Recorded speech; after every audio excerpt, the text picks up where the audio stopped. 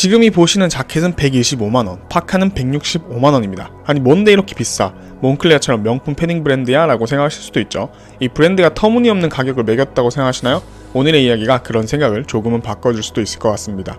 기술은 끊임없이 발전하고 있죠. 특히 전자제품과 IT 쪽은 말도 안 되게 발전했습니다. 스마트폰, 자율주행 전기차, 모든 것을 대신해주는 AI. 하지만 옷은 어떤가요? 생존 3대 필수 요건, 의식주의 첫 번째로 있을 만큼 중요하지만 과거와 지금 크게 바뀐 건 없습니다. 바뀐 건 가격뿐이죠. 결국 비싼 전자기기와 달리 비싼 의류란 사치품이란 생각이 자연스럽게 들 수밖에 없는데 이 브랜드는 조금 다릅니다. 아크테릭스는 전 세계에서 가장 인기 있는 아웃도어 브랜드 중 하나입니다. 한 땀 한 땀 장인정신으로 옷을 만드는 것으로 유명한 만큼 비싸기로도 유명하죠. 등산복인데 트래비스 캇, 드레이크 같은 힙합 아티스트들이 입고요. 영국 왕자님도 입고 제드래곤도 입습니다. 그만큼 비싼 가격을 책정한 것으로 유명하고요. 애초에 아크테릭스는 의류 브랜드가 아니었습니다. 패션 브랜드는 더더욱 아니었죠. 바로 등산 장비 브랜드였습니다. 아크테릭스를 창업한 인물도 데이비드 레인이라는 등산가였습니다. 우리가 아는 부모님들 등산이 아니라 클라이밍을 하는 진짜 등산가였죠. 그런 등산가들한테 필수적인 장비가 바로 하네스인데 이게 자기 맘에 안 들었던 겁니다. 그래서 1989년 락솔리드라는 브랜드를 만들어서 자기가 직접 만들기 시작합니다. 그리고 혁신을 일으키는 최고의 품질을 만드는 의미로 시조새 아르카이옵테릭스에서 따온 이름 아크테릭스로 이름을 바꾸게 됩니다.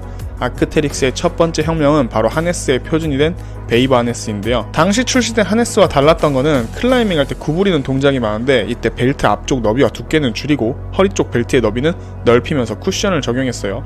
레그루프도 움직임과 힘의 하중을 고려해서 앞과 뒤의 너비, 두께를 다르게 만들었죠. 제작 방식도 360도 열성형 기법으로 기존 제작 방식과는 완전 다른 방법으로 만들었다고 해요. 1994년에는 열성형한 힙벨트와 숄더 스트랩을 장착한 보라 백팩을 선보입니다.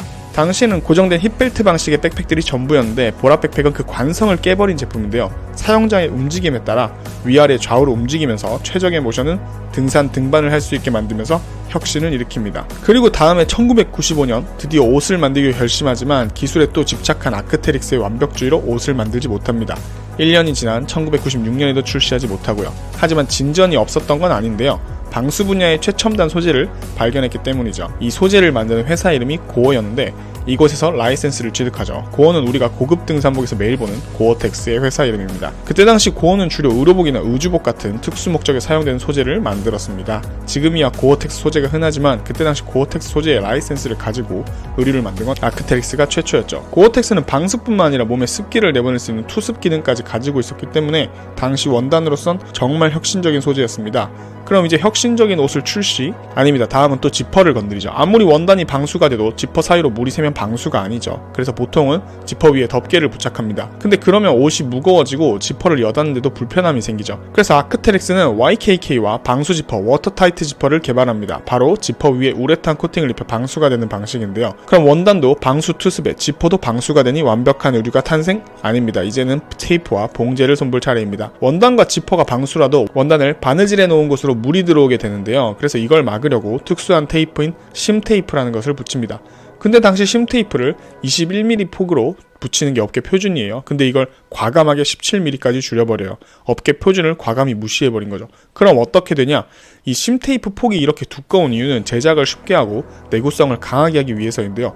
이 폭을 줄여버리면 시접이 짧아져서 봉제가 더 어려워지고 면적이 좁아지니까 내구성이 약해지겠죠. 아크테릭스는 이 심처리도 마이크로심이라는 공법으로 1인치당 8번의 스티치가 들어가는 걸 1인치당 16번의 스티치를 사용해서 내구성은 높이고 시접 부위가 줄게 해서 옷의 무게가 더욱 가벼워집니다.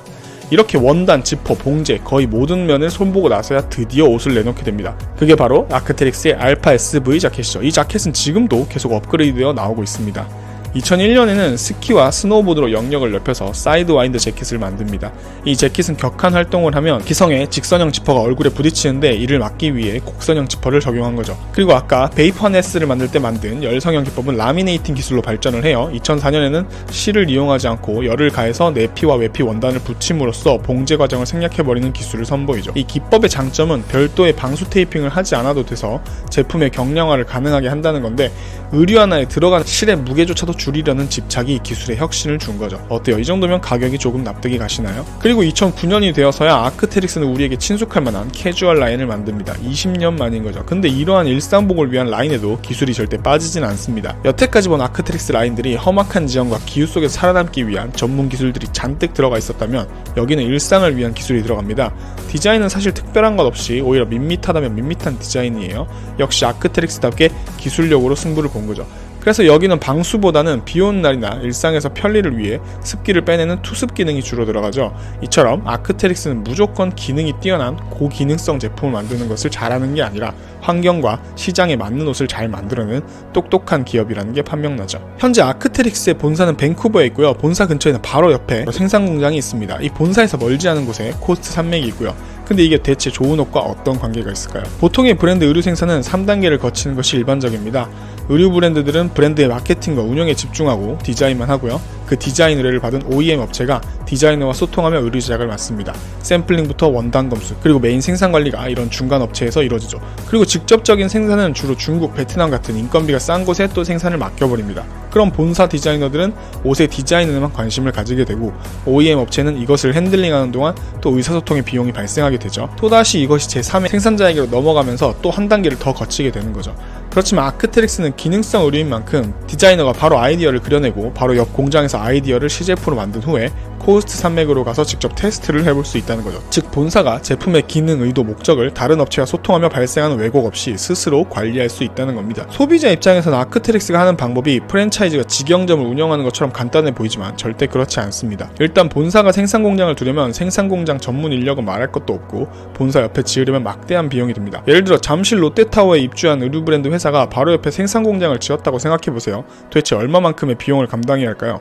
그리고 본사는 제품과 마케팅에만 힘을 쏟기도 바쁘죠. 즉 훨씬 큰 자본과 노동력 그리고 리스크가 들어가니까 이걸 아무나 못 해내는 건데 아크테릭스는 해낼 수 있다는 독자적인 차별성이 생기는 겁니다. 자, 그런데 이렇게 기능성에 진심인 아크테릭스가 중국 브랜드에게 인수되어 이제 중국 브랜드가 아니냐는 논란이 되고 있죠.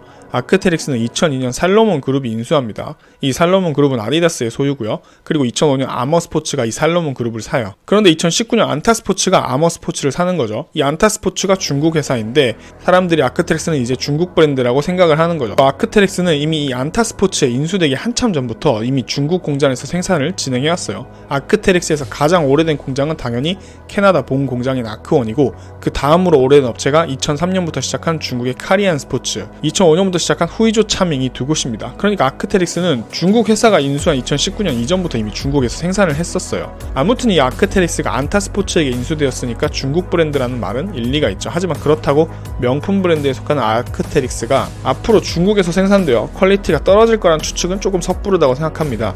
이미 2003년부터 중국에서 생산을 하고 있었으니까요. 어찌됐건 항상 기술 혁신을 이끌어온 아크테릭스가 앞으로도 이러한 명성을 유지할 수 있을지는 더욱 지켜봐야 할 것 같습니다. 역시 알고 보면 더욱 재미있는 아크테릭스의 역사 어떠셨나요? 재미있으셨다면 구독과 좋아요 눌러주시고요. 다음에도 여러분들에게 유익한 패션 상식을 또 들고 오도록 하겠습니다. 스치 디렉터 루피였습니다. 감사합니다.